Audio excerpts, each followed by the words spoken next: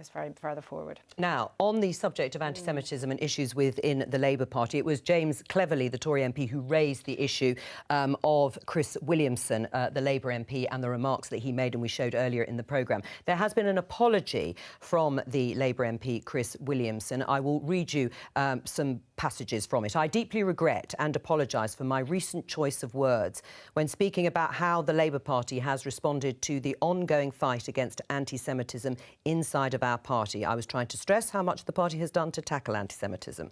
Whilst it is true that there have been very few cases of anti-Semitism in the Labour Party, it is also true that those few are too many. I am therefore sorry for how I chose to express myself on this issue within our party. This is a fight that I want to be an ally in. In future, I will take it upon myself to be more considered in my remarks and ensure they reflect the Labour Party's unswerving and unfaltering commitment to anti-racism and the fight against anti-Semitism. Is that enough for you? Well, I think the groundswell will grow for action against Chris Williamson. We know already there have been calls for that action. Inevitably, look, I'll repeat what I said earlier on, the party's General Secretary, the party's Chief Whip are already engaged and will meet together to discuss how they take this forward, but they themselves will face demands for action. Right, well, Tom Watson, the Deputy Leader of the party, has tweeted, Chris Williamson has produced a long-winded and heavily caveated apology. It isn't good enough. If it was in my gift, I would have removed the whip from him already. Do you agree? I do repeat, I mean, it isn't in my gift to remove the whip. What is certainly the case, it won't just be Tom Watson who says that Chris Williamson's apology isn't enough. There will be the demand for action that's commensurate with what Chris Williamson said. If it was in your gift, would you remove the whip? Well, it isn't in my gift, Joe. So in that sense, I mean, we can go around this... Well, will you add your name to Tom Watson? I've just read his tweet. Nia Griffiths, Laura referred to earlier, Ed Miliband, the former leader of the Labour Party, Yvette Cooper, Louise Ellman, Ben Bradshaw, Wes Streeting, Sadiq Khan, the Mayor of London, are calling for him to be suspended. Should he go? And they're all very serious and senior Labour voices. That kind of groundswell does mean there has to be action. Are you going to join that groundswell? Well, I mean, have you got a view on this? Of course we've got a view, but... What is your view on this? But the decision will be made by the Chief Whip. The decision will be made by the General Secretary. I would expect them to take action commensurate. Sounds like Tony's trying to say yes, really. Yes. Doesn't want to, and you can understand why he wants to respect the process. But I think, just to step back from this in terms of the context, Tom Watson here is basically saying Jeremy Corbyn is not doing a good enough job. Remember, just a few days ago, Tom Watson, who has his own mandate from the party membership, went very, very public, saying that Jeremy Corbyn had to act on this and act much more convincingly and act much more quickly. And if not, who knows what that could lead to. Tom Watson is having his own meetings with a group of Labour MPs who are unhappy about the direction of travel of the Corbyn leadership. And here on what some people see as the first test of Jeremy Corbyn's intent to deal with this in a different way, Tom Watson is clearly signalling he thinks he's flunking it. That could have consequences for whether or not the Labour Party continues to pull apart into two groups.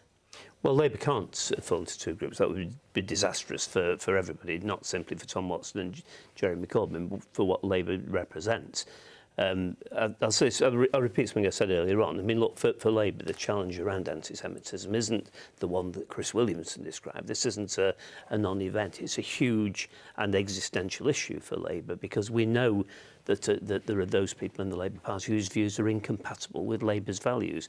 We have to take action. We have to make sure that there is no ambiguity about where Labour stands. I am not, Joe, I know you're going to ask me again. No, I am not the disciplinary process.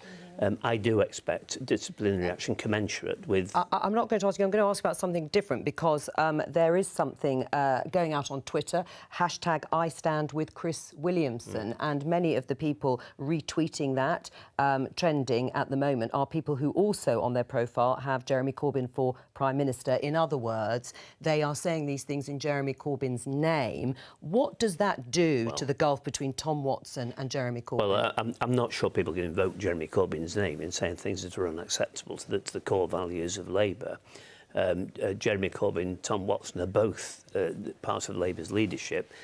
We have to be very clear that there is no room for Chris Williamson's comments in the Labour Party. There's no room for people who support those comments. But they think this is a smear on Jeremy Corbyn's leadership. They think this is all a campaign to stop him becoming Prime Minister. But it isn't a smear.